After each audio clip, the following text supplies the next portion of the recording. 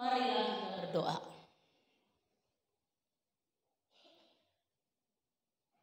Allah Bapa di dalam surga, terima kasih Tuhan, dengan kasih-Mu Kau kumpulkan kami beribadah bersama-sama di rumah-Mu yang kudus ini. Saat ini kami telah persiapkan hati dan pikiran kami masing-masing untuk mendengarkan rahasia firman Tuhan yang akan Kau nyatakan bagi kami. Biarlah Roh-Mu yang kudus menolong kami, sehingga dengan pertolongan Roh-Mu kami dapat menerima dengan baik dan memahami dengan baik firman Tuhan. Amin. Shalom. Bapak Ibu jemaat yang dikasihi Tuhan, nas khotbah untuk kita hari ini, minggu yang keempat setelah Trinitatis, tertulis dalam kitab Mazmur pasal 107, dimulai dari ayat 23 hingga ayat 32. Mazmur 107 ayat 23 hingga ayat 32. Marilah kita ikuti di dalam hati kita masing-masing. Saya akan bacakan untuk kita. Ada orang-orang yang mengarungi laut dengan kapal-kapal, yang melakukan perdagangan di lautan luas. Mereka melihat pekerjaan-pekerjaan Tuhan dan perbuatan-perbuatannya yang ajaib di tempat yang dalam. Ia berfirman, maka dibangkitkannya angin badai yang meninggikan gelombang-gelombangnya. Mereka naik sampai ke langit dan turun ke samudra raya. Jiwa mereka hancur karena celaka. Mereka pusing dan terhuyung-huyung seperti orang mabuk dan kehilangan akal. Maka berseru-serulah mereka kepada Tuhan dalam kesesakan mereka, dan dikeluarkannya mereka dari kecemasan mereka. Dibuatnyalah badai itu diam, sehingga gelombang-gelombangnya tenang. Mereka bersukacita sebab semuanya reda, dan dituntunnya mereka ke pelabuhan kesukaan mereka. Biarlah mereka bersyukur kepada Tuhan karena kasih setianya, karena perbuatan-perbuatannya yang ajaib terhadap anak-anak manusia. Biarlah mereka meninggikan Dia dalam jemaat umat itu, dan memuji-muji Dia dalam majelis para tua-tua. Demikian firman Tuhan. Bapak Ibu jemaat yang dikasihi Tuhan, sangat jelas bahwa dalam nas khotbah ini pemazmur Daud menggambarkan kehidupan kita, perjalanan kehidupan kita di dunia ini seperti seorang yang sedang berlayar di tengah lautan.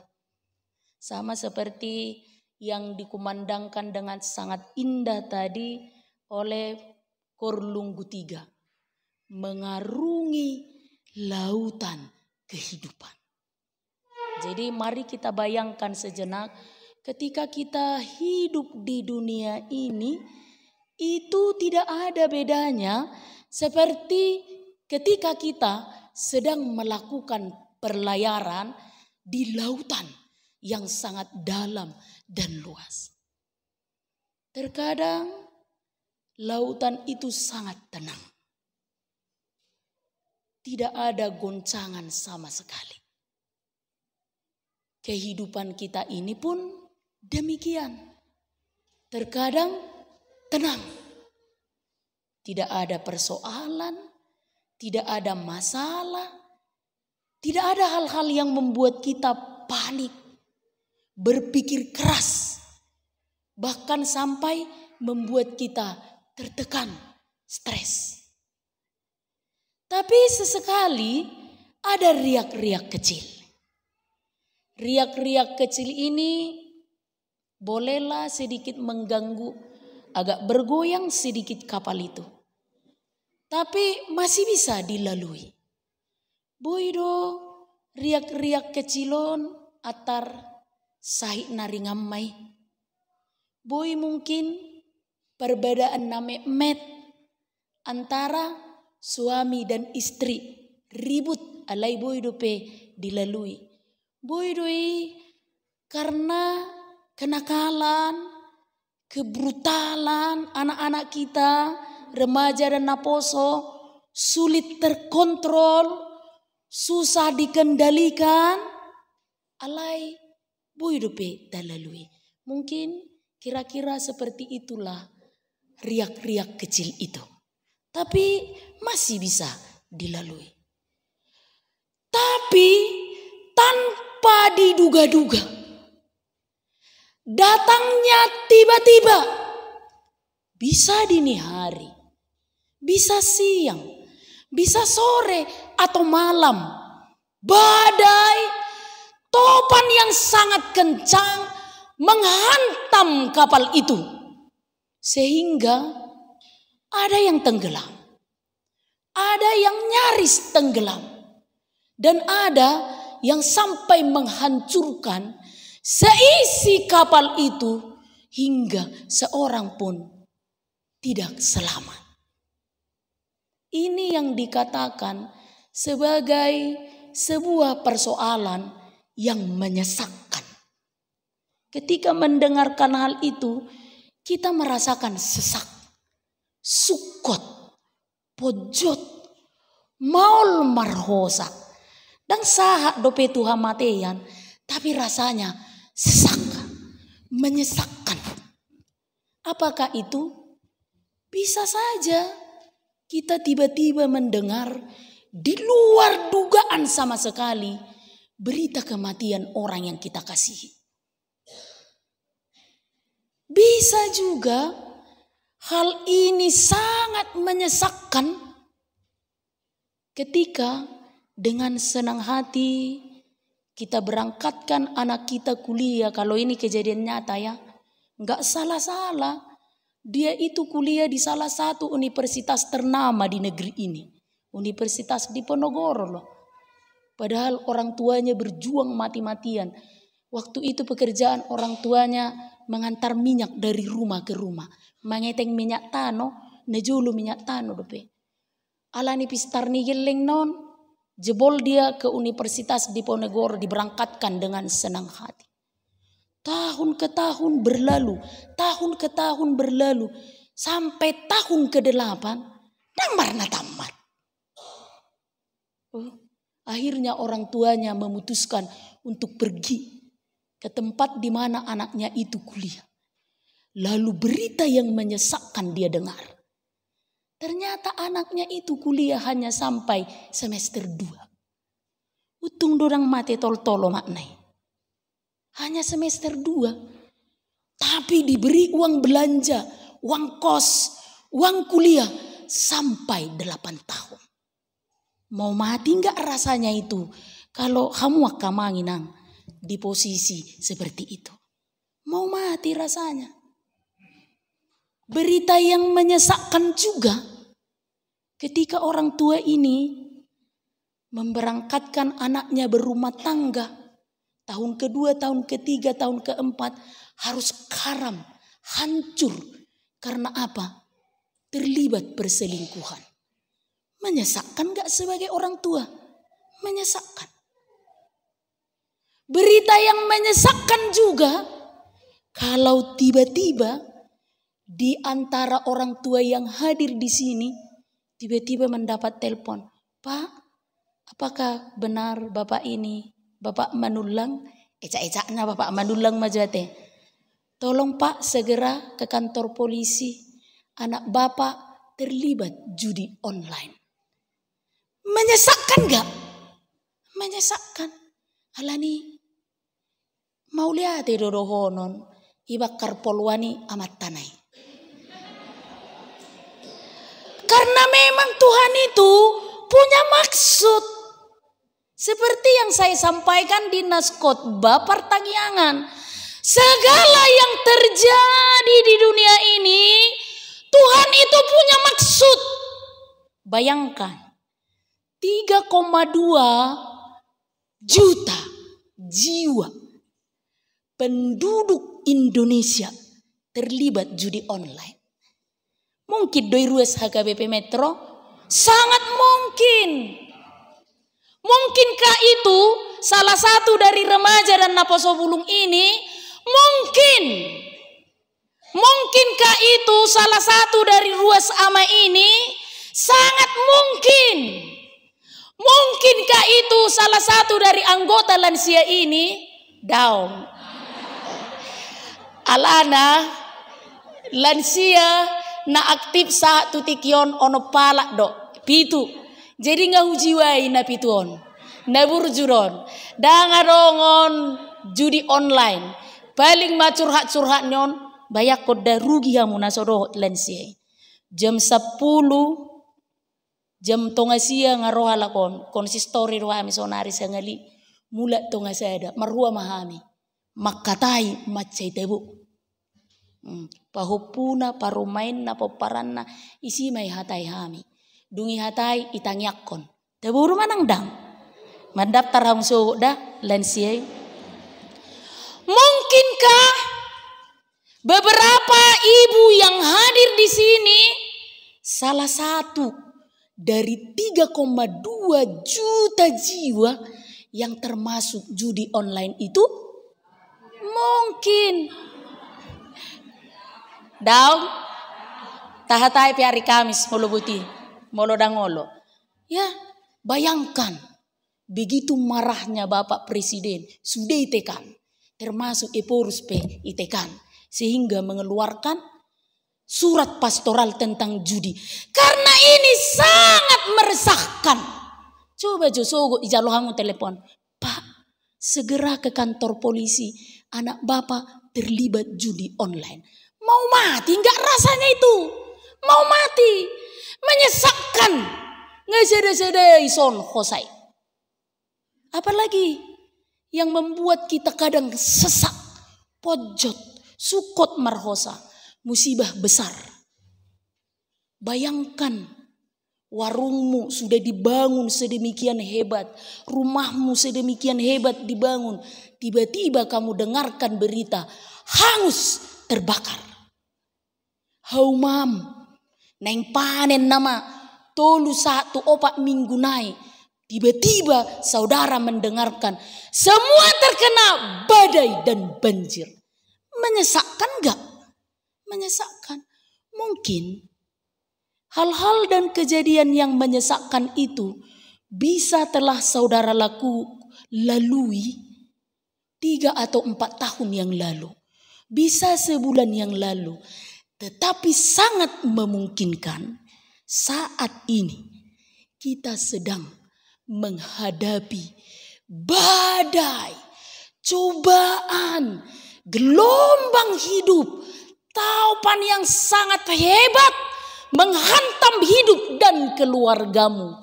Sehingga rasanya sesak sampai mau mati. Kalaulah sedemikian hebatnya gelombang kehidupan yang jatuh bangun, tidak terprediksi, tidak terduga sama sekali kapan datangnya. Apakah yang harus kita lakukan? Apakah kita akan diam saja? Apakah cukup hanya dalam keadaan takut dan panik? Putus asa? Atau kita membiarkan gelombang itu, membiarkan persoalan itu menghantam kehidupan kita, rumah dan keluarga kita, sampai mati dan hancur. Atau kita biarkan gelombang dan taupan itu membuat kita sakit. Sakit psikis. Ini yang lebih parah ya. Sakit mental. Molona poso omat dok kena mental. Ay molo nga kena mental. Sehera jol mana moto duibon. Sulit bergerak. Sulit memikirkan sesuatu. Seolah-olah semua jalan telah tertutup dan buntu. Apakah kita membiarkan persoalan itu membuat kita stres?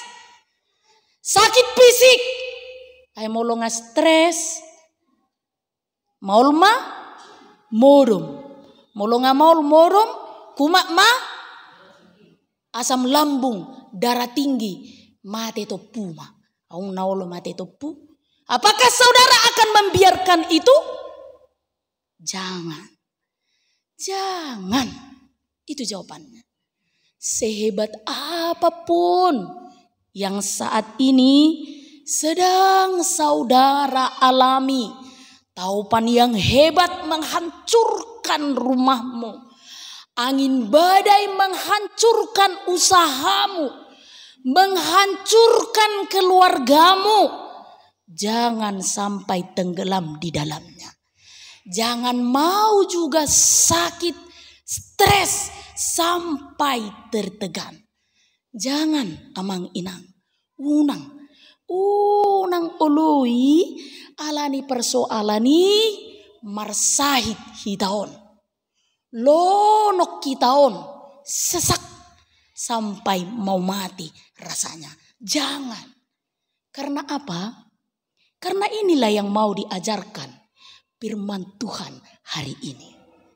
Firman ini hendak mengajarkan kita apa yang harus dilakukan ketika gelombang besar, badai, berita yang menyesakkan, berita yang menyakitkan yang datang menghampiri hidup kita, hidupku, hidupmu, hidup kita semua.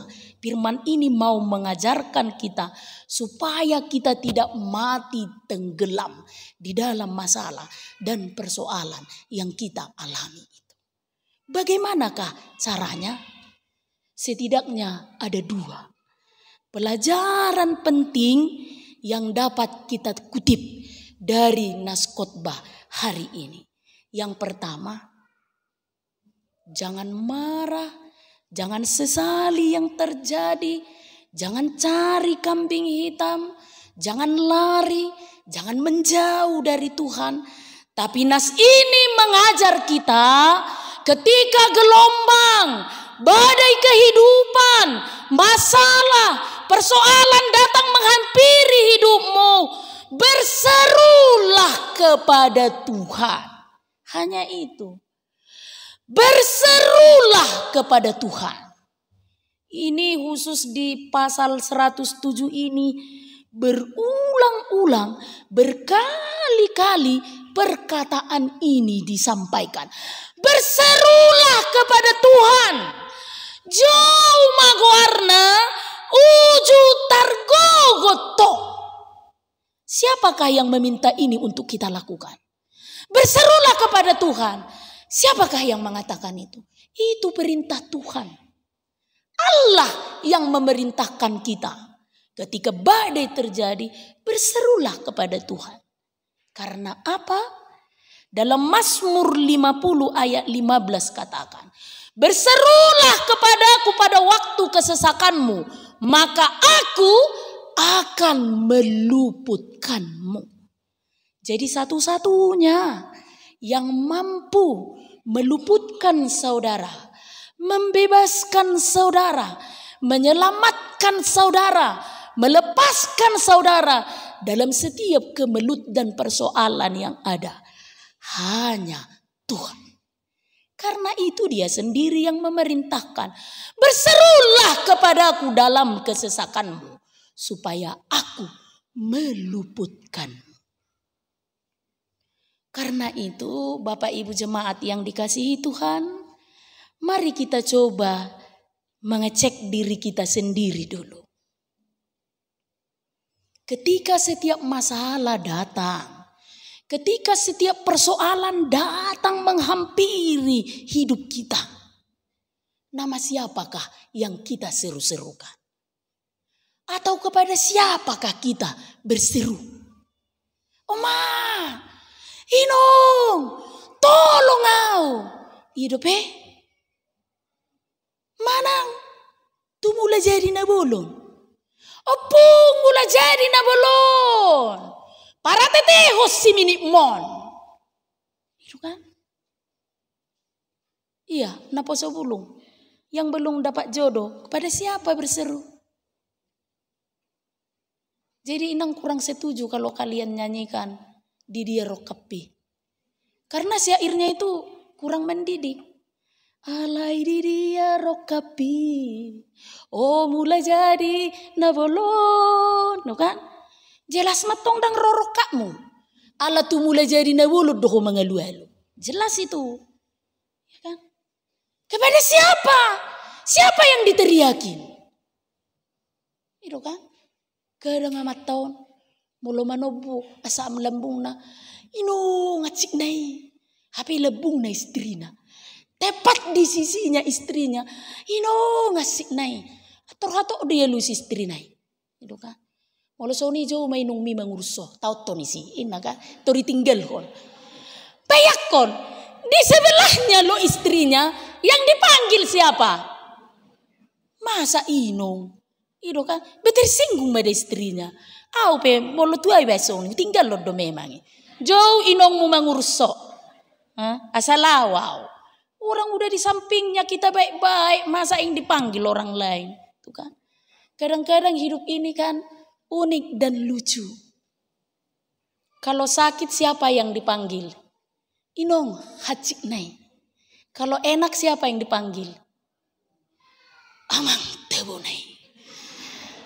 Ngasa tahu dakwalang namar miakon. Itu kan lucu enggak? Lucu kan? Ino ngasih nai. Molo hacit. Ino. Holani allang namar miak nai bagi dalam nai oti. Hamang. Sobusi holbah. Apalah tebu hiya. Kan? Jadi unang say pala marpikir hamu molo inong haba orang ni akana hacit. Molo among haba orang ni akan tahu. Memang hidup lucu kan? Memang ada satu dua orang yang bilang ketika ada bencana badai persoalan, oh my God, oh my God. Tapi kan kita nggak tahu juga apakah oh my God yang dimaksud itu tulus dari hatinya kepada Tuhan atau hanya sekedar lata. Nah ini pula persoalannya. Tetapi hari ini Bapak Ibu jemaat yang dikasihi Tuhan, serukanlah kepada Tuhan, mengangguk bubar, karena Tuhan sendiri yang meminta kita, kalau mau selamat, kalau mau lepas dari setiap kemelut yang kita alami, berserulah kepada Tuhan. Tuhan tolong kami mau celaka. Tuhan tolong anakku masa depannya hancur karena terlibat judi online. Tuhan selamatkan rumah tanggaku karena dari hari ke hari ketidakcocokan semakin terlihat. Tuhan selamatkan ekonomiku, selamatkan peparakon. Berserulah kepada Tuhan. Kenapa kepada Tuhan kita berseru-seru? Karena dialah pemilik semesta alam ini. Dan dia akan bertindak dengan caranya yang ajaib. Cukup satu kata. Diam, tenanglah. Lalu danau itu menjadi diam dan tenang sekejap. Dalam sekejap.